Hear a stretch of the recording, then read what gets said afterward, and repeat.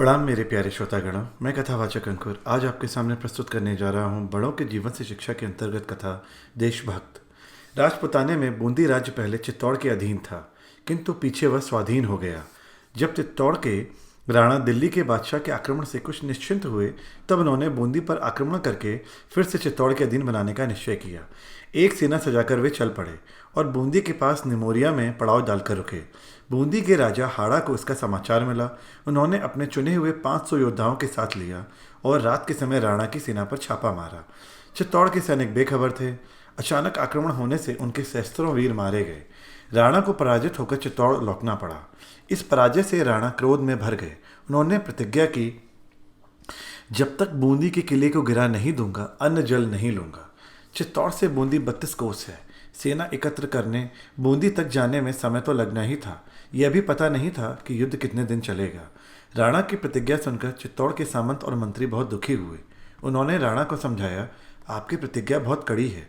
बूंदी तो जीतना है ही, किंतु आप तब तक अन्न जल न लेने की प्रतिज्ञा छोड़ दें। राणा ने कहा, प्रतिज्ञा तो प्रतिज्ञा है, मैं अपनी प्रतिज्ञा झूठी नहीं करूंगा। अंत में मंत्रियों ने एक उपाय निकाला। उन्होंने चित्तौड़ में बूंदी का एक नकली किला बनाने का विचार किया और राणा से कहा, आप बूंदी के नकली किले को गिराकर प्रतिज्ञा पूरी कर लीजिए और अन्न जल ग्रहण कीजिए।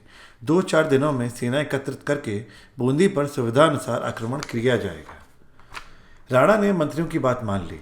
बूंदी का नकली किला बनाया जाने लगा। बूंदी में हाड़ा जाति के राजपूतों का राज्य था। बूंदी के हाड़ा जाति कुछ राजपूत चित्तौड़ की सेना में भी थे। उनकी सैनिक टुकड़ी के नायक का नाम कुंभा वैरसी था। कुंभा उस दिन वन से आखेट करके लौट रहे थे तो उन्होंने बूंदी का नकली किला बनते देखा। पूछने पर उन्हें राणा की प्रतिज्ञा और मंत्रियों की सलाह की सब बातों का पता लग गया।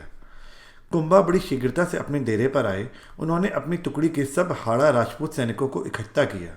यह सब बातें बताकर वे बोले, जहाँ एक भी सच्चा देशभक्त होता है, वहाँ अपने जीते जी अपने देश के झंडे या अपने देश की आदर्श चिन्ह का अपमान नहीं होने देता। यही बूंदी का नकली किला झंडे के समान बूंदी का चिन्ह बनाया जा रहा है और इसी भाव से उसे तोड़ने की बात सोची गई है। यह हमारी जन्मभूमि का अपमान है। हमारे जीते जी हम यह अपमान नहीं होने देंगे। ठीक समय पर राणा जी थोड़ी सेना लेकर नकली किला तोड़ने गए तो उन्होंने देखा कि कुंभा वैरसी अपने सैनिकों के साथ उस किले की रक्षा के लिए हथियारों से सजा खड़ा है। कुंभा ने राणा से कहा, हम लोग आपके सेवक हैं, हमने आपका नमक खाया है। आप बूंदी पर आक्रमण करें तो हम आपका विरोध नहीं करेंगे। दूसरे किसी आक्रमण में हम आपकी रक्षा के लिए, आपकी आज्ञा का पालन करने के लिए बड़ी प्रसन्नता से अपने प्राण दे सकते हैं, किंतु अपनी जन्मभूमि का हम इस प्रकार अपमान नहीं देख सकते। हमारे जीते जी आप इस नकली किले को तोड़कर नहीं रह सकते। राणा को क्रोध आया। बड़ा भारी युद्ध छिड़ गया। जिस नकली किले को तोड़ना राणा और उसके मंत्रियों ने बहुत सरल समझा था, उसके लिए उन्हें बड़ा भयानक युद्ध करना पड़ा। कुंभा और उनके साथियों की जब लोथें गिर गईं, तभी राणा उस नकली किले को तोड़ सके।